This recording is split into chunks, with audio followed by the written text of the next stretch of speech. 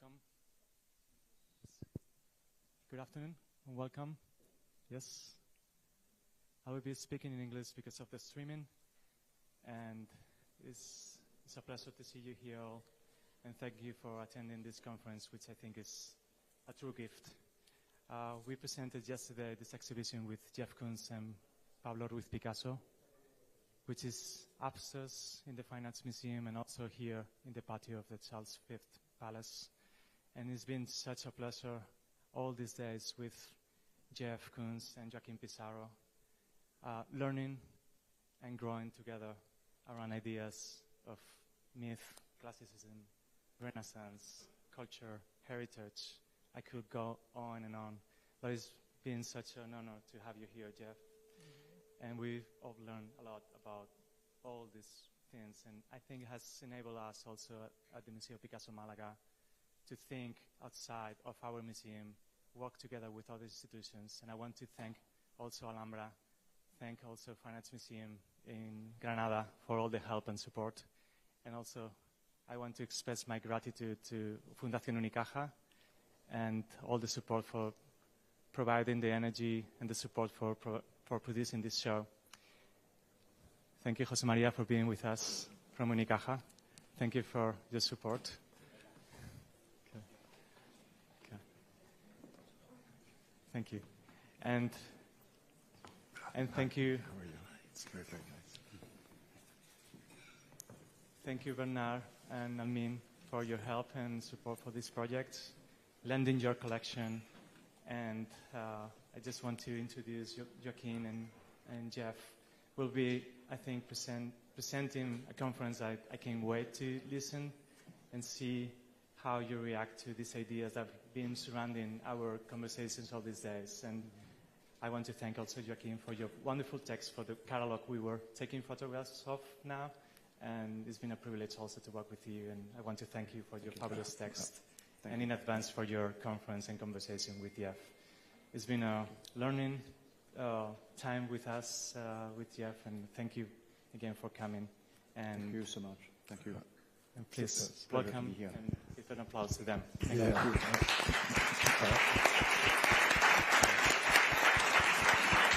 I leave you. Thank you. Well, Jeff, I don't know whether you feel what I feel, but I don't know where to start. Yes. No, you know, so thank you, Miguel, for this introduction. I believe Jeff will agree with me, and if he doesn't, he will say so. But it is a truly unique and unprecedented experience. You and I have been in so many different settings, so many different situations and experiences in decades that we've known each other, and this one really resembles nothing I've ever known. And yes, we prepared together. Jeff and I have been speaking together a presentation. I feel almost like throwing it, tearing it apart and just letting it go, because the setting, as Miguel was saying, and that is true, you might say, about every exhibition. Any exhibition you take, you put it in a different exhibition space, a different city, it becomes a different exhibition. That's everybody who has had the privilege of seeing any exhibition in, say, Paris and Washington or whatever, knows what I'm talking about. But this is different. This is unique in the sense that, first of all, it's not a traditional museum. It is a castle.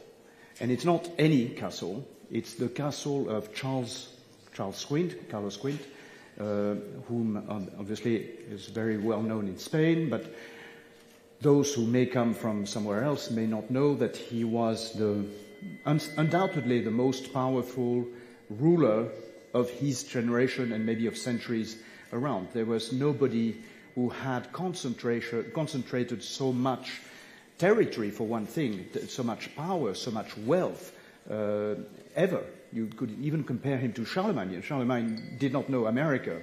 Now, the word America did not exist, but he, or his ancestors, immediate ancestors, had conquered America. And from his, we're going to see, maybe let's look at the first print, which is crazy. This is his emblem. And I want you to notice this M, double M, which means so much, but this is his own. This is 1536. It has a Latin inscription. The hand of God protects me, protegat me, and I have them, probably these three deities who bring together today Pablo Picasso and Jeff Koons. That's the theme that we are celebrating, but it's already being celebrated by Charles V in 1536. You will admit that the irony is rather strong. And the two M's we're talking about, anybody knows who the two M's are? I'm sorry, it's my old professorial instinct. I love doing this. I apologize. Bernard? No? No. Maximilianus, his grandfather and his paternal grandfather, your paternal grandfather, by the way, I should say, Bernard, I know that Jeff and I absolutely agree about that. That you said the other day, Jeff, the apple never falls far from the tree. Yeah. What you and Almin, what the Faber Foundation have done for this country, for Malaga, for this city, for Europe at large and beyond is absolutely amazing. I would like us to applaud, if you don't mind, not just Charles V, but Bernard Picasso and Almin.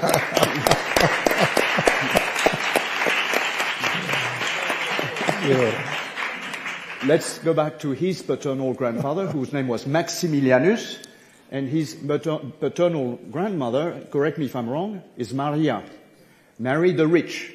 And from these two, I'm not even talking about his maternal grandparents, who were extraordinarily powerful as well, but from those two grandparents, he unites the Netherlands, so from his grandfather, the Habsburg region, so anything from Hungary, Austria, Germany down to Spain, and from his maternal grandmother, the Kingdom of Burgundy. You might say Burgundy, what is Burgundy today? Well, it's not just a wine region. At the time, it was one of the largest, most powerful countries that brought together the Netherlands down to France.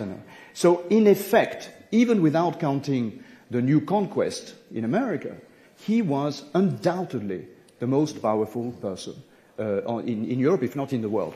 And the fact that he chooses the three graces, I mean, we had not planned it this way. It's just absolutely wonderful. And it brings together here, a few centuries afterwards, Pablo Picasso, who's no longer with us, unfortunately, and Jeff Koons. We're going to see a little bit how that theme resonates today. But Jeff, do you want to jump in? Because the only thing, even the reflection of the M, that the M is reflected, yes. It's and the title of the exhibition.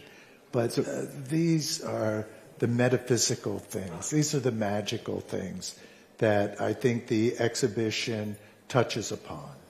And through thoughtfulness and through poetics, these things happen if we open ourselves to it.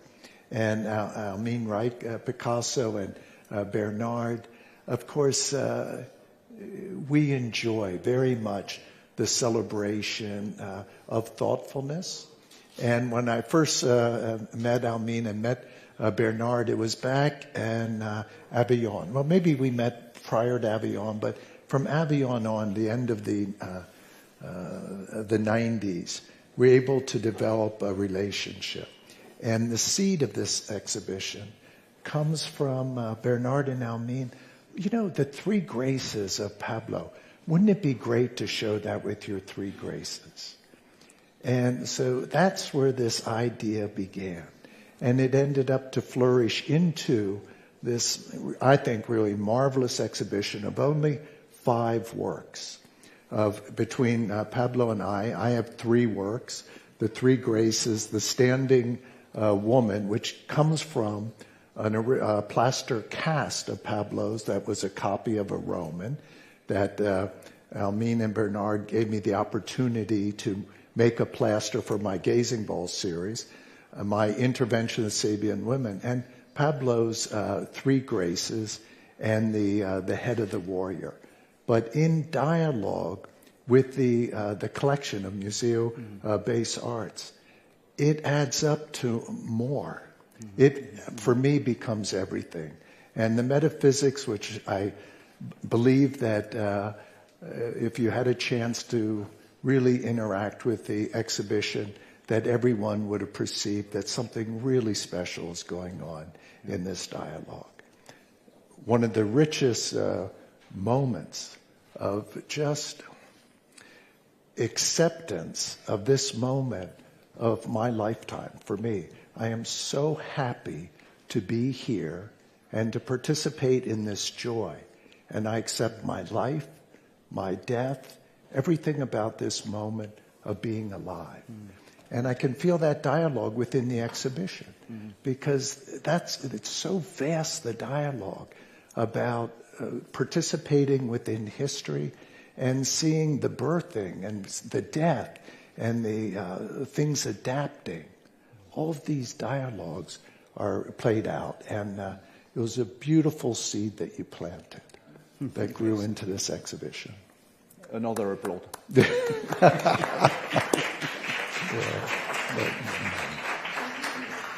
I absolutely love what you're saying, Jeff, and that's why I meant almost to. I mean, we shouldn't have thrown away this image, but everything else. No, this is fantastic. No, but what I meant is exactly what you're saying. The fact that this exhibition of only 5 works is one of the biggest, one of the most immense exhibitions I have seen, because not only does it interact with millennia, 2 millennia, to be precise, of tradition. We're going to see a little bit what that means. But it also resonates with the walls within which we are, with the history within which we are. History where 3 continents got together, not only the European but the African continent, as you know very well, through the Arabic presence that was here for 5 centuries, 7 centuries, sorry, from 700 to 1400, excuse me. My math, terrible. But so that aspect, it is so present when you visit Alhambra, which I hope you all do if you haven't. This is part of what I believe Jeff is talking about. But let's go back to the 3 graces, that interesting, alluring, intriguing, mysterious theme. So this is a Greek and Roman theme. You see them. This is a fragment of the. Does this work? No. A fragment of the Acropolis, and here they are in a pre-classical phase. And you see, if I may say so, tons of them. This is a very popular theme that is decleansed, conjugated, recycled, reinterpreted over the centuries, over almost every generation of artists. And it starts with the first centuries of Rome, when Pliny himself says there are so many of these 3 graces around, and the one that Jeff was alluding to, which the prototype belonged to Picasso himself. We're going to see what it's like. I mean, here's a perfect example of one of the most famous paintings in the world. By the way, this one belonged to Charles Quint. This obviously didn't, but you see the 3 graces here, and here is a 2nd century interpretation at the Met. So this is typically a Roman copy of a lost Greek model, like most Roman copies we know today. And this is Canova, the giant of the neoclassical age, reinterpreting the theme in his own way. And of course, Picasso.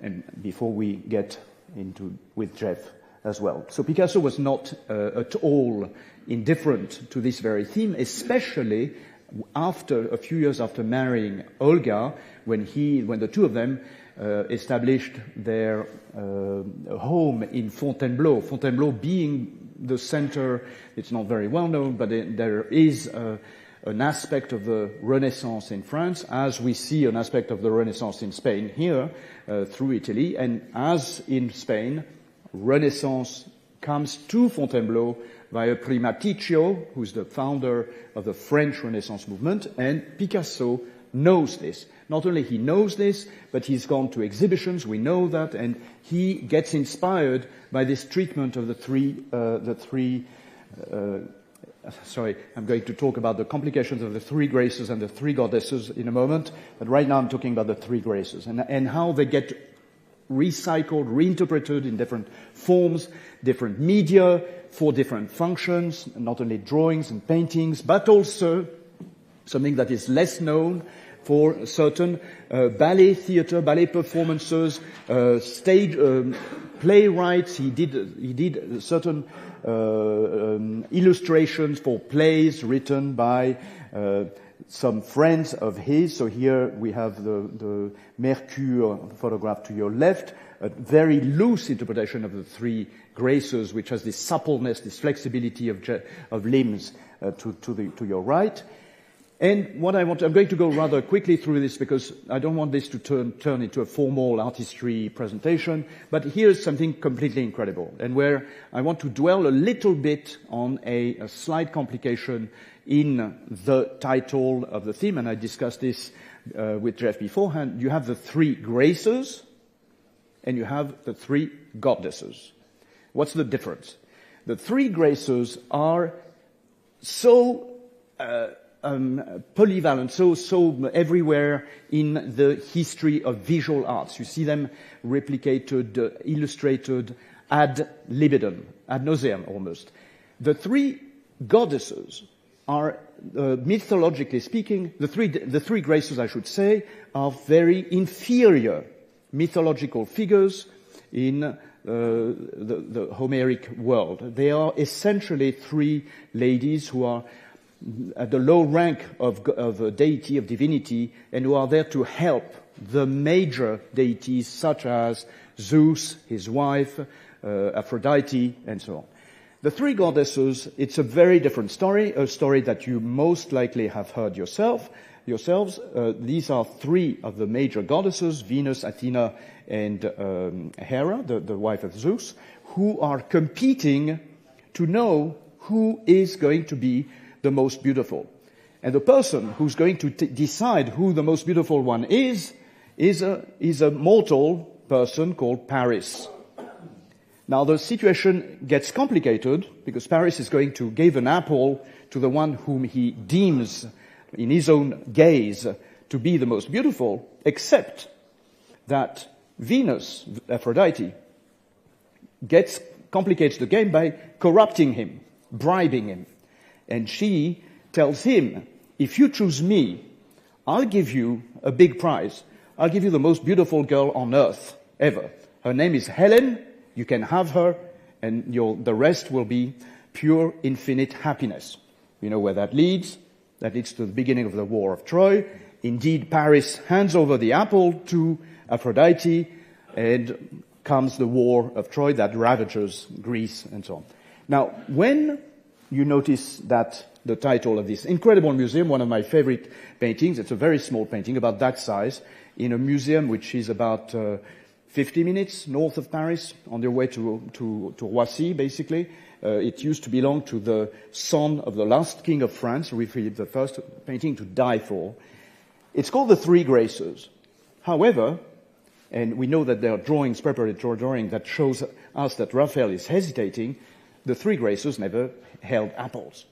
So he's obviously talking about, or he's obviously depicting the three goddesses. And I think what this shows us is that there is a level of confusion, of interesting, and I don't look at it as a critique. I think it's rather interesting and enriching the situation that the three goddesses of the mythology get confused with those three marvelous, very alluring graces who have done nothing in their lives except almost carrying the suitcases of Jupiter and Venus, but they are sort of morphed into one, into the history of art. You notice that what's interesting in the Raphael painting, that each of them holds an apple. If that had been the case, we would have had peace. Everybody would have been happy. Each one is the most beautiful, and so it be. But that's, as we know, not the story. So why are we stopping here? The strangest thing, there are many strange things that happened here between Pablo Picasso and Jeff Koons, is that I discovered, and I had no idea whether there was any connection with Jeff, but I discovered that Picasso went at some length because this is a very, I don't know how many of you have heard about an aristotype à la gélatine. It's a very complex, expensive, difficult procedure to get the best possible black and white photograph you could get at the time. So Picasso obviously ordered a photograph of that kind. I'm sorry, it's not a good image at all, but these are in the archives of the Musée National Picasso in Paris. And the question of why Picasso did this, what was his interest in Raphael's Three Graces remains extremely interesting, but obviously is very pertinent to our exhibition today. What I did not know was that when I saw Jeff a few months ago, and I said, Jeff, look, I stumbled across this, and maybe you give the answers, because I said, did you ever come across this painting? And then Jeff stops, silence. I said, oh my gosh, I might have asked the wrong question. I should move on. But in fact, you had been working on. Well, I'm familiar with this painting, but more recently I became very involved with Raphael's work.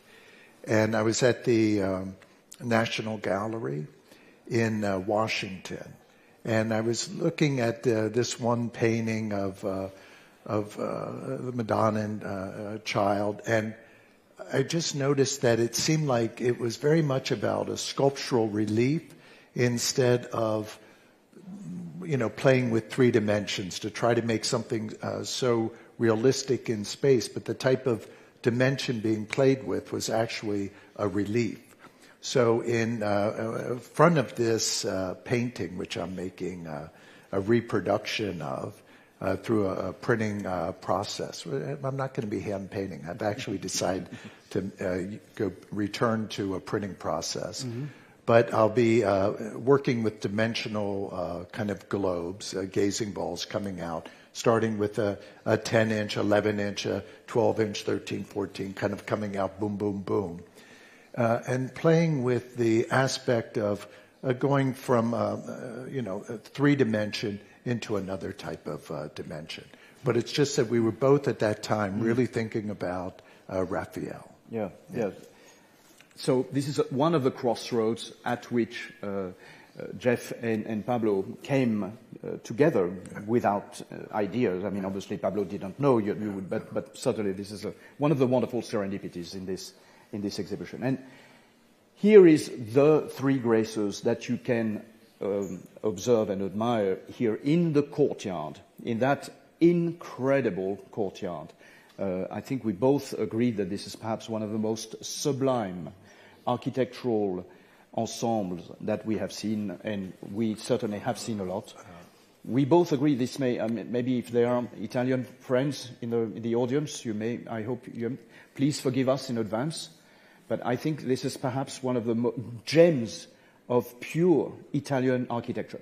The architect was Italian, but we know that he spent a lot of time in Italy, knew the Palazzo Strozzi, the Palazzo Medici, the Farnese, and so on. But what he's created here is really something else. And Jeff, so this, as Almin Resch was saying, this came out of a slight, what she called accident, a beautiful accident of fate. The weight of this sculpture was such that it could not be taken and held on the second floor where the exhibition takes place. So this had to be placed on its own in one of the niches created by the columns. And it really feels, you tell me whether you agree or not, but it feels as though the architect in the 16th century created that space for Jeff. And we saw it the first night we were there. It felt like the cosmos was being invited. The moon was there. I mean, I'm sorry, I don't want to sound too corny and too romantic here, but it was just extraordinary. It did. It really felt like that the courtyard was collecting all the energy of the universe, just bringing everything in, and kind of functioning like a jet engine. Then, bringing it in, and then from there, boom, it just comes out so much more powerful. But there's so many aspects of Alhambra. Alhambra. I'm being a little nervous right at this moment. But Alhambra. Alhambra. Alhambra. I'm pardon me. I learned that you don't pronounce the H. Miguel. Alhambra. But anyways, that from being able to start to absorb the city and the palace and the aspect of the water, and you can automatically pick up on the fluid aspect of the sculpture just through the reflection. And to be able to come in from the city, that I started to be able to pick up on this fluid aspect immediately. And then eventually when we go into the exhibition, the fluid quality of Pablo's piece of the Three Graces of the fabrics and the other works that are contained. Even the bases that were made for the pieces that the designers of the exhibition came up with almost are functioning with some way that they're made for some aspect of fluid, of water. I'd like to echo one word. I know the designers are probably back in Malaga or in Madrid, but wherever they are, please, Miguel, tell them how impressive the design is, both in terms of the stage, the exhibition design, and the catalog. I think they performed a miracle. But I'd like to go back to, I heard you mention that quality, Jeff, of, we could say, aqueousness, of liquidity. You can see, I mean, this illustration may not be the best, and by the way, you take a different photograph of this piece I would say almost every minute it will be something different. It's absolutely incredible, especially where it is there, where it really captures the light or the lack of light. It's absolutely insane. And you noticed, or was it, maybe it was Bernard, I'm sorry if I'm confusing, but someone mentioned that there's a shadow, so the sun, wherever it comes from inside the courtyard, and behind this group is a wall, curved wall. And you necessarily see the shadow of that sculpture, right? But given the very special, very precious surface that you see, which Jeff is known for having invented, he will not tell you his secret, but I don't know how, you try to paint with color on a stainless steel surface and see what happens. And how do you keep it this way? This is your genius speaks by itself here. But so this very special shininess that is actually reflecting, one of the aspects of the reflections, on the shadow in the back of the piece. It's something quite extraordinary.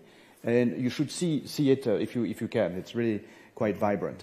The notion of this water, this liquidity, today we had the luck of having Rodrigo, the director of the Alhambra, take us through the space. Yes, absolutely. Yes, yeah, the way, what you've done is absolutely special. I thought I knew the Alhambra. I realized I absolutely don't, and I now realize also that I have so much more to learn. But you brought up to our awareness how central the notion of water on so many levels is within the construction of Alhambra. So this also reflects another dimension to what Jeff is talking about. And then when you go, last of all, there's an extraordinary painting, of the Virgin Mary on the Cotan. Cotan. It's Cotan, yes. So, yeah, okay, sorry, I wasn't sure. Thank you. And when you go upstairs, so it is exactly where Jeff's work is facing the Three Graces by Picasso. So behind that, there's another work by Picasso and another work by Jeff. And on the middle wall, you will see this gigantic work of the Virgin Mary standing on the moon by Cotan. What Jeff was pointing out is the lower left details. You will see these little fountains, details of the architectural settings that today Rodrigo is taking care so admirably. And so the water is everywhere. This notion of liquidity is so preponderant, so universal, and reflects in so many ways with Jeff's work here. Okay. Can I just... sorry, yes, absolutely. So here we're upstairs, yes. One of the things that I find really interesting also with the relation of the Three Graces in the exhibition is, the interest that I have in polychroming and coloring sculpture and the tradition of that. So the standing woman, which we'll see later, which comes from a model of Pablo's, the plaster. You know, it's a plaster. It's white, so it's not polychrome. Of course, in ancient times, it would have been polychromed. Pablo's painting is in grays and with charcoal. And of course, the color isn't being highlighted, even though we can imagine the type of color that we'd like to see. But in association with the collection of Museum Beaux Arts and the polychroming that we have, and during certain times in history that tradition was maintained and carried forward from the ancient times where, you know, sculptures were polychromed, then that's kind of lost, and then the interest comes back in the Renaissance. But you'll have still in the Middle Ages and then in the Baroque period that these wooden sculptures are being polychromed. So that, like my Three Graces is able to also be having this dialogue with polychroming and the color. So here's an aspect of where you see both the sculpture that Jeff is describing and the Three Graces by Picasso, which I didn't show you a slide of it before. This is a sort of a final version of the Three Graces, which we know was done for a for a ballet, commissioned by one of his friends, a very colorful, very wealthy friend in Fontainebleau. But the point I would like to return to, so the sculpture by Jeff here, the model for that particular sculpture is a 2nd century Roman copy of a figure looking like Aphrodite, or Venus in Roman terms, which was purchased by Picasso himself, and which remains in Boisgelou, the studio that Picasso bought in order to perform sculpture in 1930, am I correct? And so remains today. And when I think Jeff saw this particular sculpture, you had something, you felt very taken by it. And what I just want to point out is that Jeff very typically is perfect in rendering the slightest accidents of the surface of whatever he sees. And so you see that this particular sculpture is slightly corroded here, and apparently this was due to, I learned this recently from Bernard, to a leak or something that happened in Boisgelou, and which, you know, made the plaster slightly brittle. So in Jeff's version, you see that brittleness rendered to perfection. But that's another dimension of this liquidity here, accidental and slightly destructive, but... And what I find really interesting in Pablo's painting, too, the Three Graces, is I feel this communal sense, this sense of gathering. And, you know, there are other paintings that Picasso painted at different times of women around a well or a type of fountain gathering water. And you feel that same type of power that we want to gather around it. Not just one viewer, but as a community. I mean, you can feel that we're all kind of invited, or we want to be there. We want the presence of all of us to be there. It represents like, come in. Everybody come in. Gather around. Yeah. And I think that the bases function very well in that. By the base that's underneath my standing woman then has this circular quality, fountain-like, that again then is mirroring that type of reference of come, gather around. It's the same type of invitation to all of us to participate. You know, it's a very reflective painting. Yeah. So look at these again. I mentioned to you it's to participate in this exhibition was like enjoying. I'm sorry, I don't know how to say it in Spanish or in English, in fact, but a millefeuille. You know, this multi-layered cake of serendipities, each level of serendipity being more delicious than the next. You know, it's just been such a joy, convivial joy, a symposium, almost a banquet to which Jeff and Pablo Picasso, via Almin and Bernard and Miguel, invited us. Look at this. Now, of course, you might say that this is a perfectly classical trope. Both works, Jeff through Picasso and through Picasso's sculpture, which is not his own, and now Picasso looking at classical sculpture, come across that typical trope, very elegant trope of the feminine figure holding her ankle upward. But when you see them literally in the same room, it's very easy to benefit from this angle. Here's another kind of celebration. I don't know, Jeff, if you want to say a word. I don't know if it kind of is. My piece actually comes from an 18th century Meissen model. And I work with ready-made images and objects. And the reason that I do it, and it's just, if we look at the beginning of the 20th century, we have Picasso really kind of being the first of everything is open to use. And if we don't make judgments, I can use this tablecloth that I'm eating my lunch on, and I can put it into my painting, into my drawing. I can create collage and montage. And this acceptance of the world around. And so I work with these ready-made things that pre-exist, as a way of practicing acceptance. And that if we look at everything as being perfect in its own being, everything's available to us in life, absolutely everything. We can incorporate everything into our dialogue.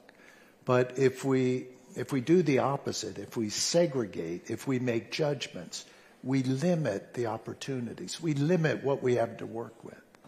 And so, Picasso's at the beginning of these type of ideas for the 20th century, for the 21st century, the ideas that I'm involved with.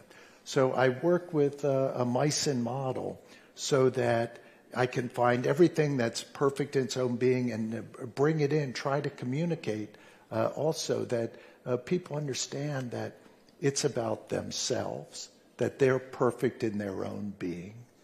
Everything's about this moment forward and transcending.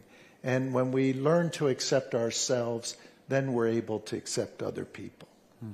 And the beauty, I think that this type of dialogue is also throughout the exhibition, because being involved in the humanities, being involved with art and opening ourselves up to a communal history, opening ourselves up to, what really is culture? Culture is our response to the world. All culture is really a graffiti of some form, of us absorbing culture, being changed by it, whatever that culture is that we're experiencing, synapses in our brain developing and becoming slightly different human being, having some form of transcendence, and then having an effect on the world and changing the world a little bit. And then, in fact, now the world and this other graffiti that's coming out from all these other sources, changing us again. This discourse, I'm speaking kind of a John Dewey philosophy, but that's really the experience of what culture is. The removal of this type of hierarchy, that it's calling for something about refinement. I think it calls for thoughtfulness, and I think that thoughtfulness is what we can experience here. It's not about a judgment, an artificial hierarchy, but more about an invitation for an involvement that's in kind of discussion. Yes. No. I agree. 100%. No. And I want to say to you, Jeff, I really I thank the Providence for our friendship, but to walk with you and Justine and this notion of acceptance that you've heard many times, we've all heard from Jeff, it really means something deeply real, deeply emotional. Yesterday, we're walking down in Granada, we're driving down to the main center, and Jeff points out something that most of us probably don't notice, certainly adults, this gigantic Christmas tree, which nobody can actually avoid if you're down in the center of Granada. And Jeff points out how the lighting works by stages and so on. So as night comes, please try to go to Granada to watch the Christmas tree. Now, most artists, certainly in New York City, would never blink, would never spend a nanosecond looking at this Christmas tree. Jeff doesn't, and had me, by the same token, and all those who were with him, enjoy it. And multiply this 100-fold, 1,000-fold, that, I believe, what Jeff Koons means by this notion of acceptance. And while you're bringing John Dewey, I think what we should, whom we should bring in as well, because you mentioned the notion of ready-made, is Marcel Duchamp, who's also somebody who's had a lot of impact on you and who accepts objects as they are and takes them and does things with them. What you did, however, and I just want you to have a small anecdote, because most art historians, modernist art historians, agree with the fact that basically whoever you choose, the two giants of the 20th century are Pablo Picasso or Marcel Duchamp and Pablo Picasso. You make your choice. Duchamp had the lack of luck of dying before Picasso. He died in they were more or less the same age, 3 years apart, but he died in 1968. Picasso died 5 years later.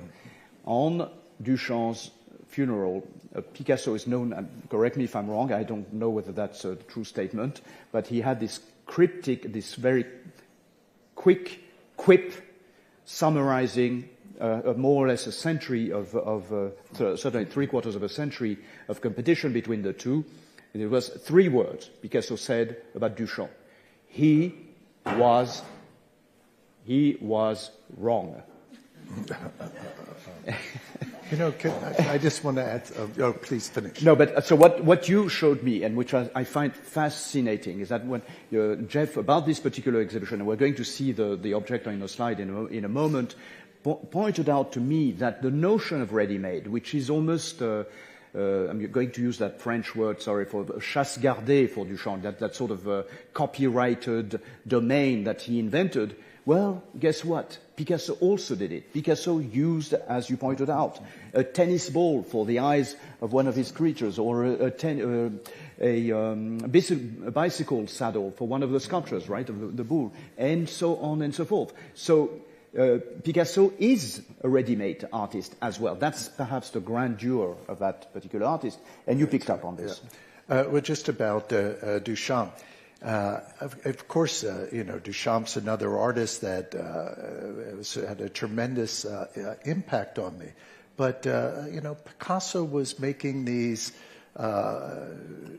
bringing in the ready-made object earlier, bringing in the everyday things and making collage and montage. Duchamp is very, very powerful, and it's more about a recontextualization. And I think the way I kind of interpret Picasso saying he was wrong, I almost blame the critics and the other people around, because it became so intellectualized that it removes people this opportunity of being able to appreciate it and to participate. They created this intellectual defensive hierarchy. Absolutely. Yeah. The world in which we have the pleasure of living in New York City. Don't come if you can afford not to. No. New York has its own advantages, but the New York art scene is something else sometimes, right? So let's just enjoy looking at a few of the iterations by either artist on the theme of antiquities. And by the way, we could do a much larger version of the present exhibition. We don't need to, because as I began saying, ironically, it's almost a contradiction. With 5 works, this exhibition I find is immense, is quasi-universal. I want to say cosmological, certainly transcendent. But we could multiply such examples, which are not in the exhibition. Can I just... Sorry, Jeff. I just want to jump back for a moment, because I'm curious about this. With Picasso and Duchamp, they're giants.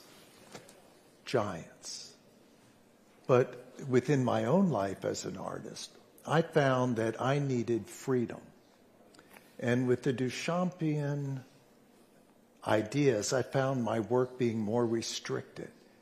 And I found that through looking at Picasso and embracing Picasso's work and looking at the liberation, well, you know, Duchamp was more removed. He didn't have as much space to move. You know, Picasso's 88, 89, 90, and making this incredible gestures. I mean, the late work, the Avignon show, I mean, come on. I mean, I want that type of freedom. I didn't want to become restricted with my ideas of participating in with ready-mades or with art and, you know, with the gesture of an artist. And so for me, Picasso opened up I found a way to continue through Pablo's work. And in the same dialogue, but I know I want to be able to make, you know, have the opportunity to continue to transcend, to become, and to have a vaster and vaster life. That's beautifully said. What can I say after this? We need to change the subject, and here we go. No, this is so split rocker.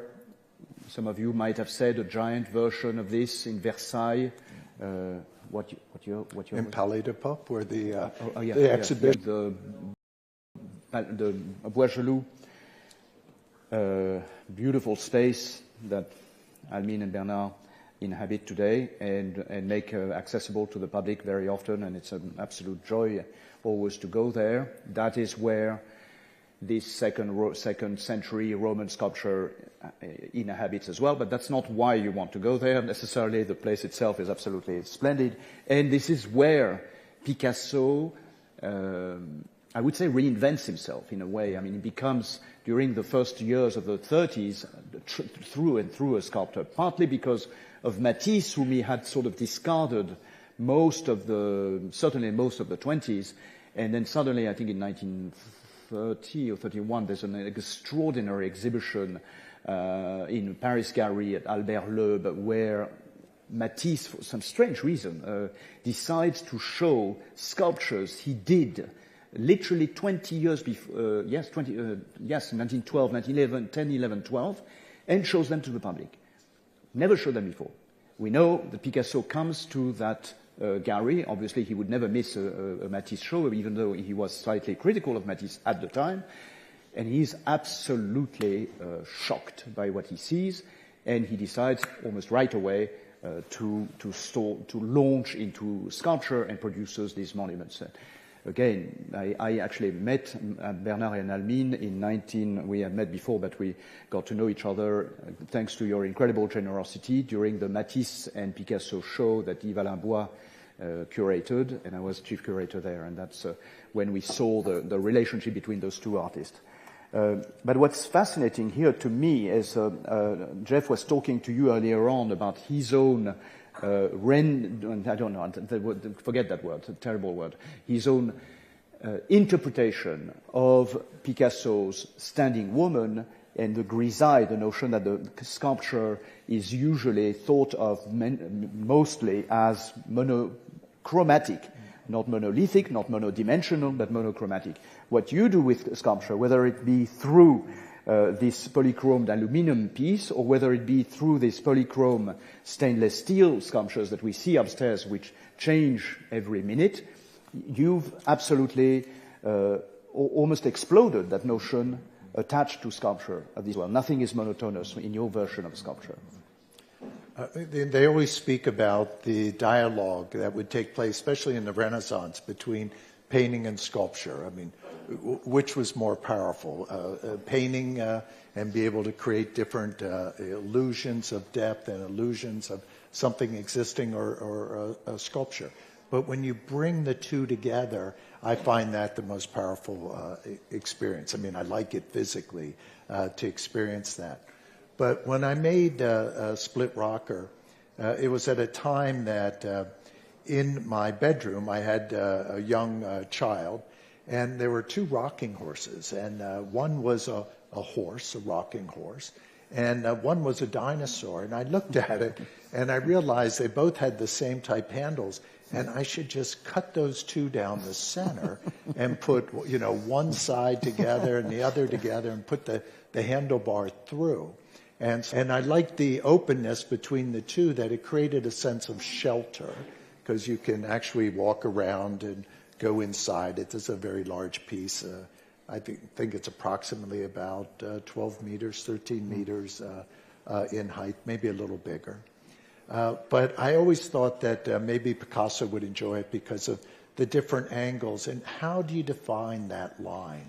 There is a line between the two, but actually it's also not even there because it's just two sides brought together. There's actually nothing there, but yet it's there. And for some reason I thought Roy Lichtenstein too would maybe somehow enjoy that split. But he too would like to reference Picasso. Absolutely.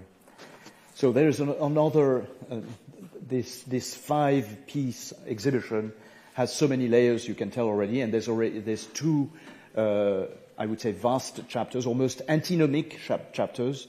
One that is very much about celebration, about eros, about love, joy. And the other one, which is about the opposite side, thanatos. So Freud brings together those two opposed forces, death and love, thinking, especially when he writes after World War I, that the two are absolutely inseparable facets of our human psyche.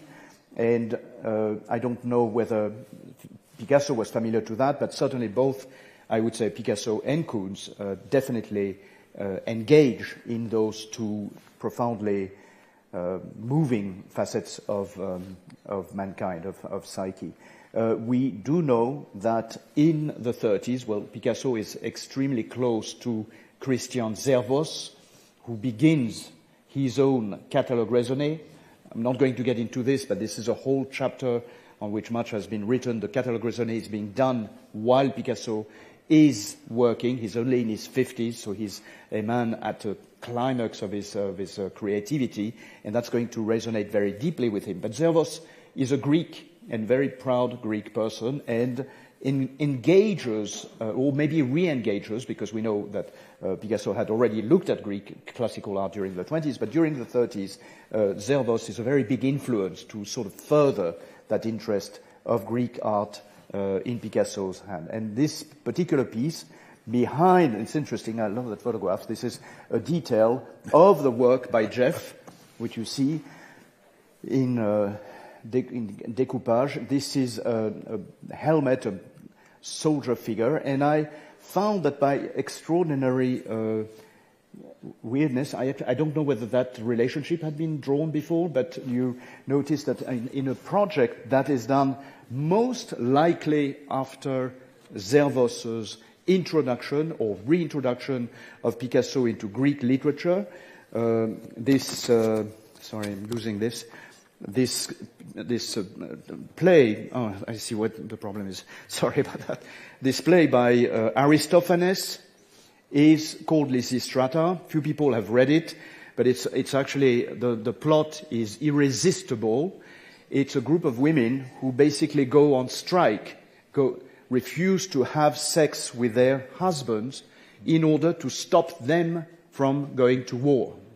So there's no better depiction of the Eros Thanatos complex than in this particular play. You can imagine what Picasso does with this, especially at a time, I'm not going to get into the details here, but literally in 1934, his marriage with Olga is going to end very soon, practically ended. He's already started a relationship with a woman with whom he is going to have a child 6 months later, Marie-Thérèse. And a few years later only, he's going to discover another very important person in his life. The 30s in Picasso's life is very much a completely in his own mind. And the relationship, the relationship here between this sculpture and this set of etchings is quite telling.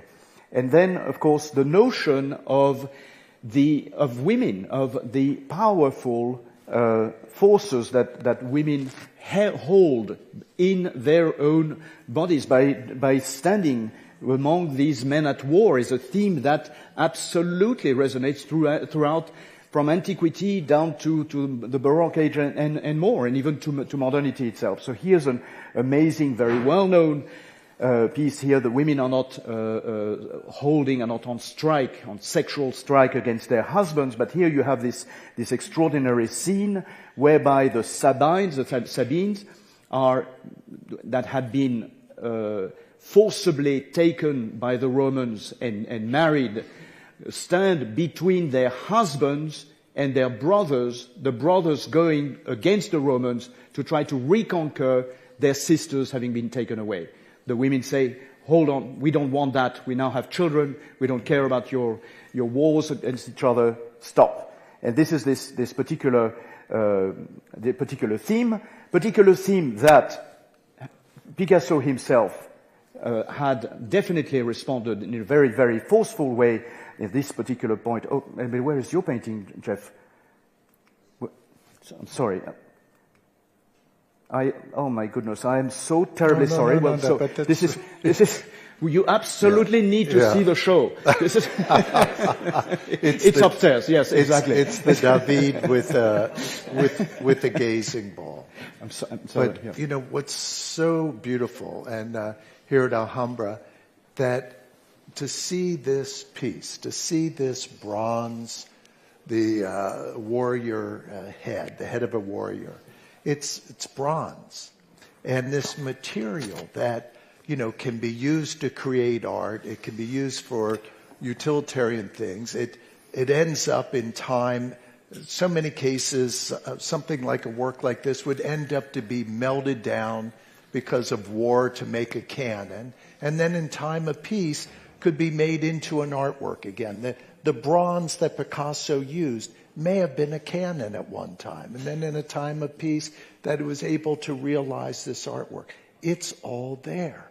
Everything we were looking at, the idea of the intervention of the Sabian women, all the change in our destinies and within life and death, it's all here. Mm-hmm. It's in the exhibition. There are 5 pieces there. So what a rich dialogue. Yeah. And I think I can't help but feel it. Everything opens up. What a beautiful choice of a work to be here. But and as we were speaking before, those eyes come from tennis balls and the original model being used to create this piece. All the change. It's a beautiful time to be alive. It's a wonderful time to have the joy that we can have in our lives and to do the things that we can achieve. This is the beginning, by the way, of in Andalusia, what the Picasso Museum is going to do. I think you plan that this is the first time to start working with institutions and museums and to do things with Picasso's work. And I'm so honored to be the first artist invited and to be able to do it here at Alhambra and at the Museum Base Arts. Fantastic. But there's so many other things that are going to come in Andalusia through the foundation and the Picasso Museum. So I'm just so honored to be able to have this experience within my life, really with all of you, because I think we all have felt this exhibition. Yeah.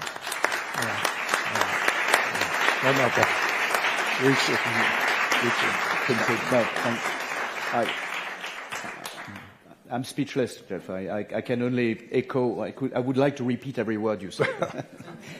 I will just add, I don't know if Ricardo is here. Is he? No?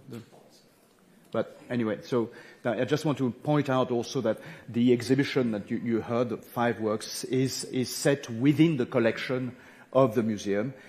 And that itself, in a way, is another ready-made. So I came in, second I saw Miguel, I said, wow, Miguel, congratulations. Because I thought you had taken the paintings from where they were and made them fit with the Picasso there, the Jeff Koons there, and so on. He said, no, but I didn't do anything. And so basically, it's almost, I mean, please tell me if you go to the exhibition and tell me whether you think I've smoked too much. But the thing is that dialogue that is again totally serendipitous within the collection itself, which is fantastic, and Jeff Koons on the one hand, and Pablo Picasso on the other hand, is really something quite extraordinary. Not only to mention the theme of water, so many, the Christ linked on the pillar there between the three graces by Picasso and the Standing Woman by Jeff. I mean, and the Jacopo di Fiorentino, that colored wood piece that Jeff was referring to, unbelievable, really. The desire for meaning and to find meaning, the spiritual quality that's in the work. You know, how it doesn't matter really where you find meaning or how you find meaning, but to find something that can sustain you. Absolutely, you know, absolutely. And you mentioned joy, that there is definitely a dimension that is really palpable within this particular group of works. Transcendent. Anyway, congratulations, Jeff. Congratulations, Pablo Picasso. Yeah. Congratulations, Bernard and Almine, for doing this, and Miguel and everyone. Yes.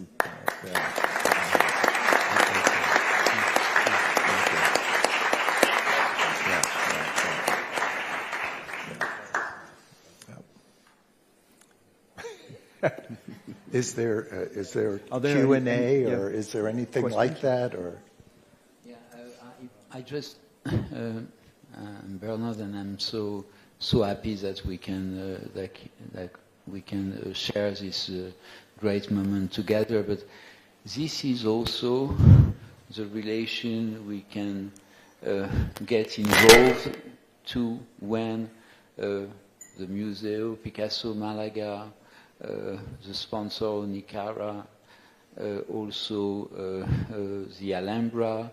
Well, it's many people involved, and we have the same goal, the same aim, and this is making this project beautiful, because it's not only fulfilling our desire, but there is a future. It's exactly what you say. So thank you very much, all of you, for making that possible, because we're making it all together. Thank you. Yes.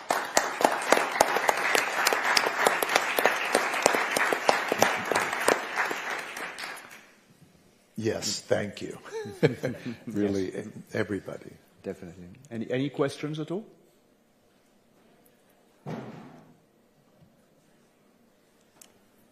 Yes? No? No? I know? Okay, sorry. I thought... Yes, someone here, sorry.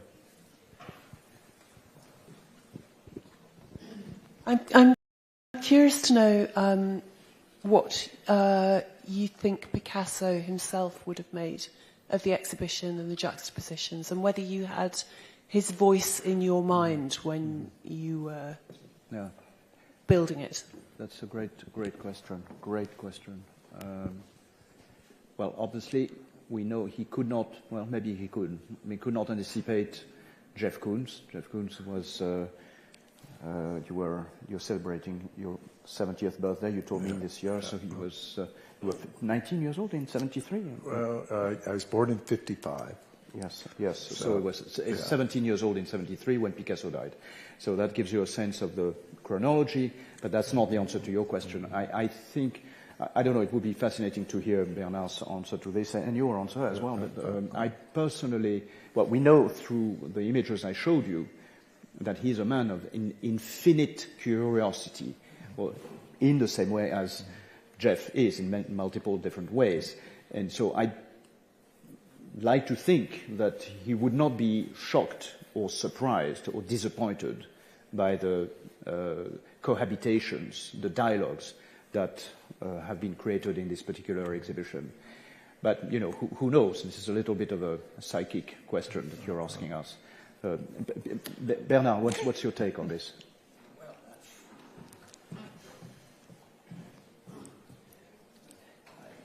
I don't know if it's a real way to answer, but if we consider life as a journey, as a camino, we can just state what Picasso did when he came back from the cemetery bearing Julio González. And he found with friends that bicycle handlebar and a saddle, and he had this idea of making that a head of a bull. But he says, and he states, and Brassai stated, that he's wishing that someone sees that sculpture, the head of a bull, and take it to make a bicycle. So that is, artists throw things in front of us, and we can just enjoy, even when we are not artists. You know? We just can dream and be and have that joy of sharing that that journey, because together is better than alone. I would say, just adding, sorry, just a thought that also occurred to me is well, echoing what definitely what Bernard is saying. I think the notion of joy is super important, as you heard. What Jeff Koons and Pablo Picasso have in common, which is not something you can take for granted within modernity. Modernity is usually about breaking with the past. Both artists are claiming and reclaiming abundantly, with a vengeance almost, with an appetite, I would say, that is boundless, the tradition behind. Look at Picasso and Velázquez, look at Picasso and Manet, look at Picasso and so many different old masters that he's delving into. And even the Impressionists. Did you know that he was a collector of late Renoir paintings? Picasso? You know, so there's and so is I think you have a later on. Oh no, you have a late Magritte that is. That's a takeoff on the Renoir period. Yeah, but and so I mean Jeff is very well known for. I mean his Gazing Ball series is just one aspect of your career where you also delve into the past, what you call your DNA. As far as my response to it would be the generosity of Picasso, and I respect that generosity, and you know that's the only way that I can look at it. And that such a generous artist, and if anything, to be able to try in some manner to participate and learn from that generosity, and so I'm very respectful of his generosity. You know, he, of course, was an artist with all this creativity, and he had to do it. But I feel that he was also doing it for us, always setting himself as like a role model or somebody saying, look, I am doing this. You can do it in some manner. Not that you make art, but that you can experience, you can have life at a higher level, whatever that is that you're seeking, but you can feel that, you can participate in that. Mm-hmm. That's what I pick up on his generosity. If he just wanted to do it for himself, we wouldn't see it. I mean, he could just do it in a closed room. But he does it for us.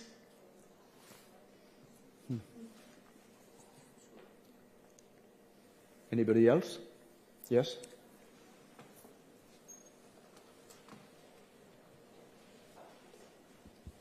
I understand you collect Picasso, and you mentioned ready-mades and collage. Are there other periods or parts of his style that you're particularly drawn to? You know, I wish I had more means, you know, but there have been moments in my life when my wife and I, when we've had the opportunity that we could participate and we could acquire some things. I am very partial to the late work. We have other periods, but it's astonishing, that type of power. And, you know, we know about G that's telling all of us that we can do that late in life, still just transform to become. I just find that astounding. We have a 14-year-old son who wants to be an artist. I mean, he looks at these late works and he gets it. You know, he feels it. He understands that so much information is within the work, that it's not about that image. It's not about that color. It's about all this condensed information of a life. and of experience and an understanding of our freedoms and how we can exploit things and all the joy we can have. It's all contained within it.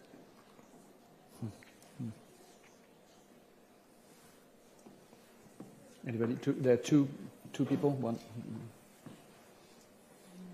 Mr. Koons, is this? So we to can press? Oh, here we go.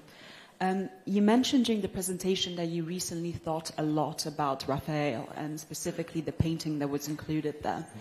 I realized that the apples in the painting were extremely shiny to the point of gloss, and I wonder whether your mythological works, the ones which have the polychrome ball, were influenced by that as an intervention. You know, I was familiar with the painting, but the gazing balls, I made a series of sculptures, such as we saw, the standing woman. And I thought, well, you know, could I make gazing ball paintings? I thought, oh, that's really going to be almost maybe too much. I don't know. But I decided I would make a prototype. So I started with the Mona Lisa, and I printed out an image of the Mona Lisa, and I put a gazing ball in front of it, and I thought, wow, I have to do this. And the reason is I believe I see the gazing balls as really representing everything. And at first you look at it and it affirms you, the viewer, but you notice that the artwork, the painting, is also affirmed. And because it's reflected into the ball, and the ball then starts to act like a rabbit's hole. And you go into it, and then you can start to give it up to all the artists, all the things that the artists themselves enjoyed, loved, and celebrated. And so that was kind of the intention. And what I feel takes place, I'm able to give homage to the artist. And at the same time, you know, Leonardo can be giving it up to Uccello and all the other artists that he enjoyed. You know. There was a. And by the way, I did do a gazing ball Picasso couple. And we have that couple painting in a room where we like to shoot billiards. And but I had to do that painting. So I was very grateful to the foundation that I was able to get permission to do it. But that's as a gazing ball painting, wow. Yeah, powerful. Funnily enough, your slideshow didn't show the most important marble group of the three graces from antiquity, which was presented in Siena Cathedral in Tuscany in the Renaissance. So Botticelli saw it there and cited in his Primavera this very group from the 2nd century. So he filled a white marble group from antiquity with color. Mm. So, Jeff, what was your idea of filling that white Meissen model? It was white originally, right? With color. So where would you put the green, the red, and the yellow hues? It's good work. Okay, so so the colors that I generally use will come from the model. But I'm free. So if I want to change something, I'll do it. I'm not going to let something control, you know, what I would like to have as a finished work. But generally, I find everything kind of perfect. It is perfect in its own being. But if I would like to express something else, I need that freedom to be able to change something. So these colors, I think everything was really this way. I'll decide on, you know, the strength of the color, the saturation of the color. But more or less everything was the same. I remember working on the base, being sure to highlight in the blue. But there's some pieces that I'll take more freedoms to change. This functions very, very similar to Pablo's Three Graces, because you can look and the eyes are there in his. But then, because of the monochrome type quality, things drop out. But here you'll notice certain times in the reflection you'll be able to see the eyes. Other moments you won't see it. You may have to change your position a little bit. So it has a very similar feel. That's a very good point, if I may say. I was standing with Jeff. I'd never seen this particular piece myself until now. And with a glaring sunlight, you will probably not see that there are eyes. So I would invite you to focus on the basically where the eyes are. And at some point, Jeff was saying, "Oh wow, it looks like they're glaring at us. They're focusing on us." And you're absolutely right. Once you notice it, it's become so live. Yeah. So. One of the reasons that I've made a series called Porcelain Series. And I've worked with my models being porcelain. They get transformed into mere polished stainless steel. But I like the way porcelains are painted. And if you look at the knees, or if you look at their cheeks, or their hands, there are gradations of color. And so there'll be, more pink in the knees, or the feet you can see are more warm. And then it'll gradate into kind of a flesh color. These type of gradations really are depicting time. And I think we interpret it as time. It makes the pieces function in a metaphysical way because, a gradation we relate to the sunrise and sunset. That's where we define a sense of gradation from. So it's depicting this aspect of time, that it's not just about this moment, but it gives it a sense of its own being in time. Oh, sorry, another question. I guess a work like this, as in this picture, is normally seen in a white cube contemporary art space. But in terms of challenging hierarchy, as you said, is it important to have more opportunities to show works like these in spaces like this one? And how does it feel? Does it change the meaning of the work on those terms? I think in this case, it creates wow. You couldn't have a more beautiful place to have it shown. But I created these as indoor-outdoor sculptures so that they could be shown in gardens. And I thought originally I was going to have an exhibition at the Belvedere Museum, Belvedere, museum in Vienna. But then it turned out that wasn't going to happen. But I actually saw them as being installed in a garden. So they're indoor-outdoor. But I was told that actually the palace in that kind of courtyard shape, that niche, never had a sculpture before, that it was built for a sculpture, but that to your knowledge was one ever there? But it's fantastic. There's an exhibition in the making there. But these pieces, pardon me, I'm trying to clear my throat, they reflect their environment. So they embrace every situation, and they want to experience the white room. They want to experience the niche that they're in. I mean, they are happy tonight. They're enjoying their position there. But whatever environment they're in, they participate and they reflect that environment, and they reflect every viewer. So everybody that comes into contact with them hopefully will realize that experience is within them. Mm-hmm. Each experience is unique, and it's their own personal experience. I had a funny anecdote the other day. I was looking at the painting I omitted a slide for. Again, my apologies. Please go and see it. The Rape of the Sabines with a gazing ball. And I wanted to take a snapshot of the gazing ball reflecting the Picasso. You can do that very beautifully. It's an incredible shot. Except that I kept seeing myself, and I found it very annoying. And I tried to look at it, and you cannot extract yourself. It's absolutely fascinating. The reflection includes yourself. You are, whether you like it or not, part and parcel of the experience delivered by Jeff. Yeah. I think. Yeah.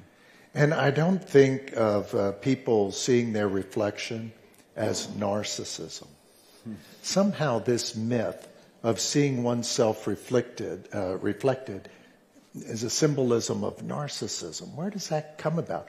It comes about because people trying to not have you be reflective, not to think about things, not to get into a deeper sense of the self. Because to reflect, to be reflective, is to go a philosophical path. And so this concept of narcissism is, again, something which is segregating, it's trying to divide and disempower. There's a great text, the opening text that Miguel wrote for the catalogue. I invite you to look at his great etymological breakdown of the word reflecting, reflectory. And in reflexing, there's also flexibility, which is a great idea. That's... It's such an honor to hear you. No. Yeah, the word reflection comes from reflectare. So this physical act of reflecting yourself and including yourself into the work. That's right. Your own attendance, or your own presence. You were mentioning the presence of the viewer before. You are inside the work of art. Literally. And I think that your invitation to participate and your invitation to accept your own self within the work and retaining yourself inside, I think it's very, very, it's an inspiration for all of us. And I'm really thankful for you being here, the dialogue, and I hope to see you here again many times, because I think it's also would be great to continue conversation. So thank Miguel, you thank for you. both of you. That's right. Yes. Joachim. Thank you.